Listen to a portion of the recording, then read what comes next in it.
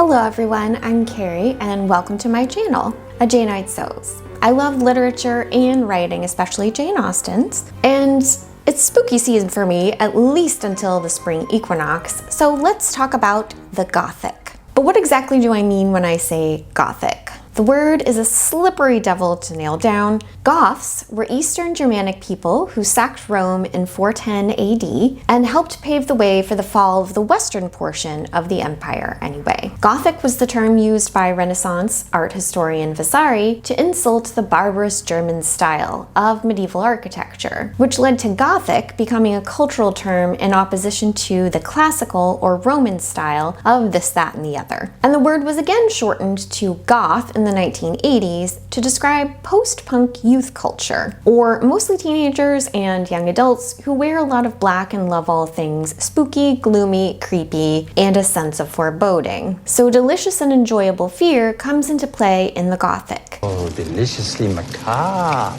And there is an artificial and difficult to pinpoint demarcation, or at least a gradation, between the Gothic and horror, which is supposedly more physical. However, many like myself experience psychological fear in a very physical manner, so I tend to think of the Gothic and horror as inextricably linked. Gothic novels of the late 18th and early 19th centuries were considered by many critics to be, according to Austen scholar Devoney Lusser, feminized literary trash, even seen as potentially morally harmful to women readers. Don't look, my sweet darling. It's too dangerous.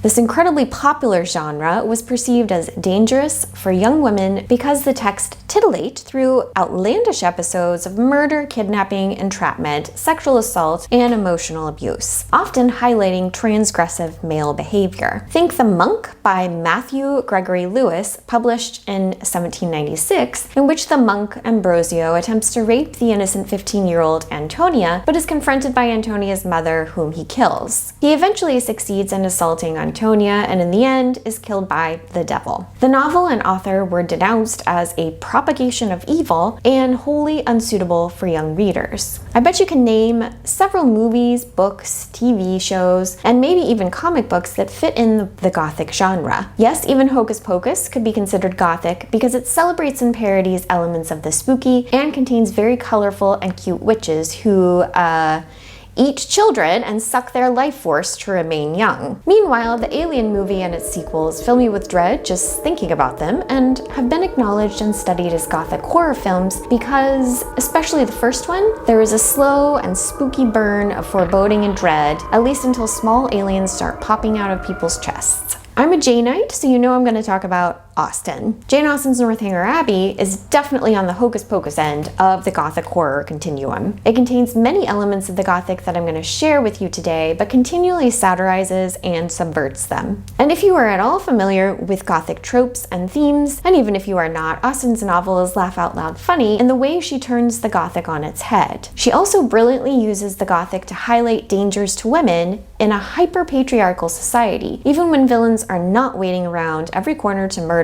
or assault the heroine. The Castle of Otranto by Horace Walpole, first published in 1764, is the first modern English Gothic novel that paved the way for the late 18th century literary craze Austen revels in, and parodies in Northanger Abbey. The preface to the first edition began with a claim that it was translated from a medieval Italian text. Within a few paragraphs, a prince heading to his wedding is crushed by a gigantic helmet from the sky. And the novel gets crazier and more ominous from there. An ancient prophecy, an ancient edifice, an older man trying to force a very young woman to marry him, possible ghosts, long-lost sons, imprisonment of the heroine in a cave, definite ghosts, and murder. The novel was a smashing success, but quickly criticized after the author revealed it was not actually a translated text and was pure fiction from his own mind. Walpole was obsessed with medieval history and architecture and even built one of the first Gothic revival castles, Strawberry Hill House, so he could live in something like a late medieval castle. And I don't blame him one bit.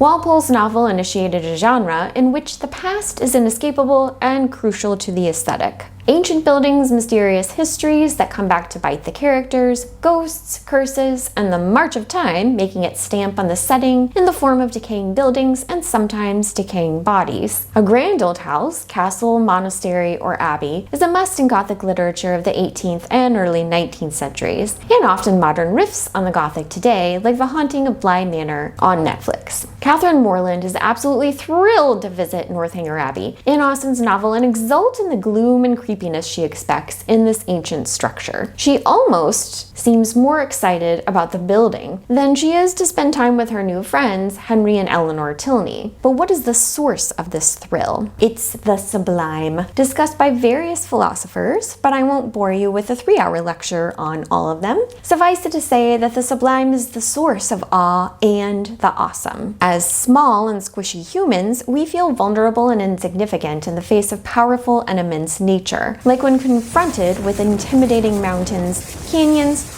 or the very active power of storms, like those that could easily destroy you, your home, or your entire community. I feel enough of this awe just looking at the National Hurricane Center's updates on hurricanes like Ian, and I feel it every time a huge storm blows through. It is fascinating, and I can't stop looking out the window, but of course, I'm also thinking, is there going to be a tornado? Aren't we going to die? A massive storm greets the heroine's first night in Northanger Abbey, much to her sublime delight. As she's prepping for bed in the storm, Catherine notices a curious cabinet in her room and tries to open one of the doors. When she finally succeeds after great struggle, she finds some papers and her candle goes out. She thinks the papers must have some mysterious import and believes she will never sleep until she can read them, yet is snoozing before dawn. She awakens to find they are inventories of clothing and a farrier's bill, not quite as exciting as she had hoped. Catherine expects the Abbey to be an ancient structure exuding the mystery of its history, but she's quickly disappointed to realize General Tilney has modernized most of the living spaces and even has a greenhouse out back to force pineapples. Catherine's expectations for the Abbey have been built up by her Gothic novel reading, most recently of Anne Radcliffe's smash hit, The Mysteries of Udolpho. I have read this 670-page novel, first published in 1794, at least 3 times, and it abounds with scenes of the sublime that plunge the heroine and her hero into awe, terror, and sometimes fainting spells. Nature is the most frequent source of the sublime, often in a more pleasant manner, as Emily St. Aubert, the heroine, travels around France with her father. After he dies, of course he dies, she is required to travel to Italy, where her evil uncle Montoni tries to force her into marriage with the suspicious Count Morano. Udolpho Castle and Montoni himself are much more terrifying suppliers of the sublime that often render Emily unconscious, which is probably what I would be if I saw this doll in person, especially if it moved on its own. Dolls are shaped like humans, but they are not. They are familiar, and yet strangely unfamiliar, which is the basic concept of the uncanny, first introduced by Sigmund Freud. He uses the example of E.T.A. Hoffman's Gothic tale, The Sandman, no relation to Neil Gaiman's comic books, to illustrate the uncanny. In Hoffman's story, Nathaniel is super creeped out in childhood by a man who visits his father at night and is revealed to be the Sandman, and whom Nathaniel eventually blames for his father's death. While traveling, he meets a barometer seller whom he believes could be the Sandman, but he is distracted by Olympia, the daughter of an Italian professor. Olympia is actually an automaton, and her strangeness repels most men, but Nathaniel, who was not well due to worrying about the Sandman, rejects his childhood sweetheart Clara and falls in love with Olympia. It does not go well, of course, and I encourage you to read this short story to find out just how horribly it turns out. But the point is that Clara is a real woman who speaks her mind to Nathaniel, while Olympia is uncanny in her superficial resemblance to a woman, preternaturally still and silent, perhaps a commentary on the expectations for women in the 19th century confined to their domestic sphere.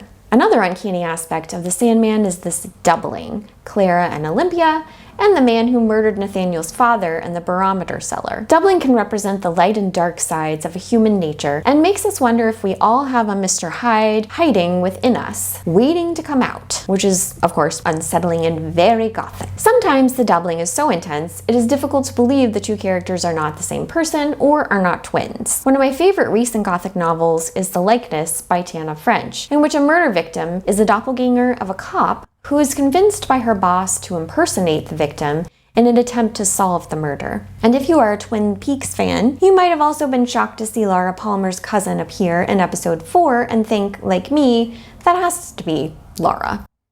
It's all part of that pleasant unpleasantness of the uncanny, the familiar and the strangely unfamiliar, forcing us to see the odd in the everyday.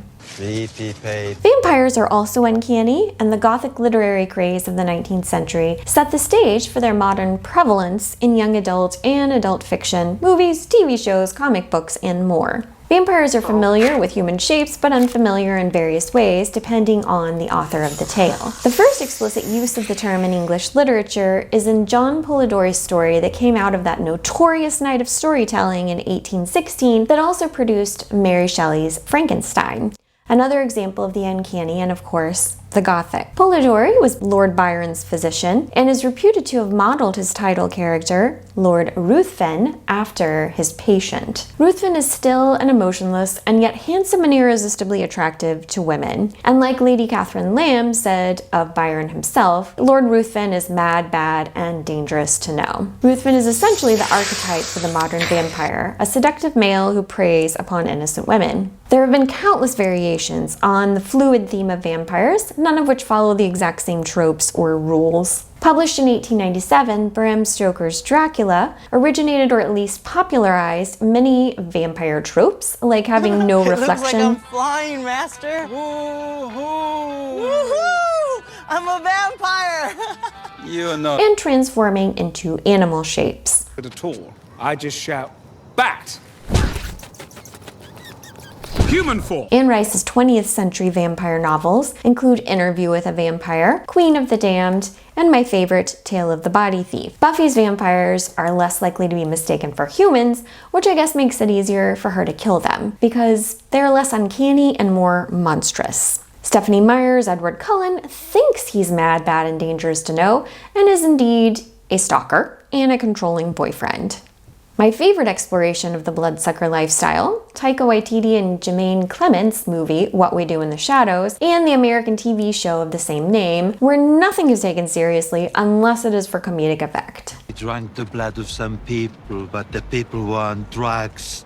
And now I'm a wizard. Jane Austen died in 1817 before Polidori's tale was published, and vampires became a huge part of the Gothic. But I'd like to think she'd appreciate at least some of the humor and shadows as one who parodied the Gothic herself. I mean, there are no obvious vampires in Northanger Abbey, but General Tilney definitely sucked the life and joy out of a room and inspired fear and awe in his daughter, Anne Catherine. So, angry energy vampire? Many of the mostly male, harsh critics of the Gothic literature focused on its titillating aspects of danger for women as the most concerning issue they liked to gripe about. To elicit a thrilling response in the reader, authors constantly threatened heroines with sexual assault, forced marriage, confinement, and even murder. And usually in a foreign country, not England, where many of the authors were located. Northanger Abbey takes place squarely in England, but some of the threats are still hinted at.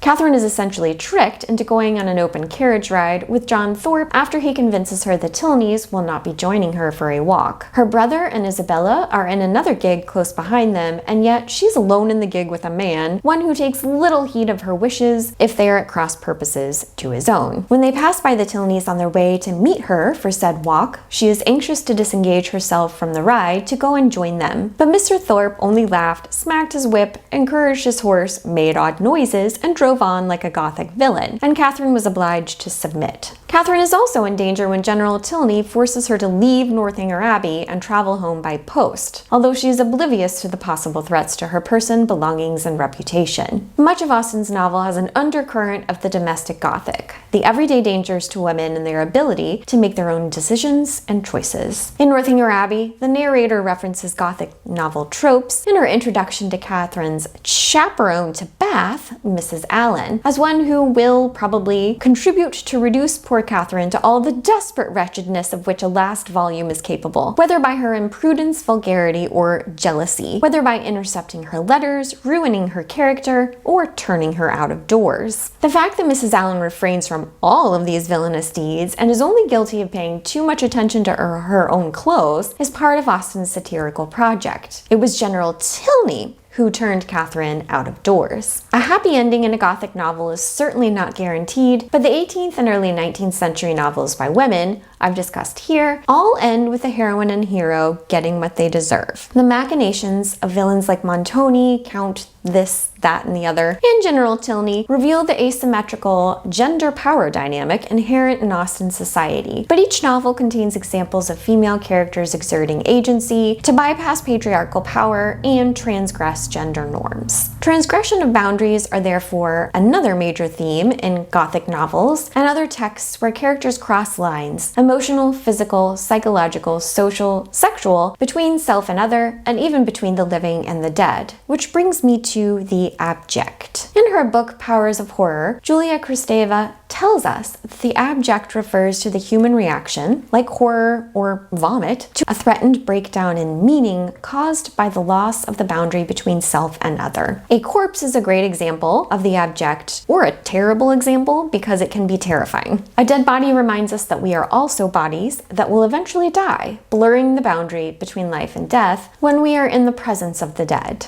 People can have similar reactions of disgust and revulsion to things like open wounds, sewage, cancer, other diseases, mold, and even the skin that forms on the surface of warm milk. These things gross us out, so we cast them out or get rid of them to preserve boundaries and our identities. The abject has to do with what disturbs identity, system, order, what does not respect boundaries, positions, and rules. And so can also include horrific crimes like the details of murders by serial killers. These crimes are abject because they draw attention to the fragility of the law and our general vulnerability to similar fates. Corpses, murders, and other terrible crimes appear in many Gothic novels and other texts where the Gothic bleeds over into horror. Think Frankenstein and his monster, a collection of body parts reanimated to constantly remind the reader or viewer that we are also just lumps of flesh and bone, temporarily alive, but always moving towards the grave. Zombie movies, which have become very popular, are often Gothic in the beginning before the first walking corpse appears or chomps on a new victim. And then it's time for horror, and often time for me to turn off the TV. Thank you for watching. I hope you learned something, and if you liked this video, please give it a thumbs up and consider subscribing to my channel. Let me know in the comments if there are other elements you think are essential in the Gothic and your favorite Gothic novels, movies, TV shows, or comics. Thank you. Bye.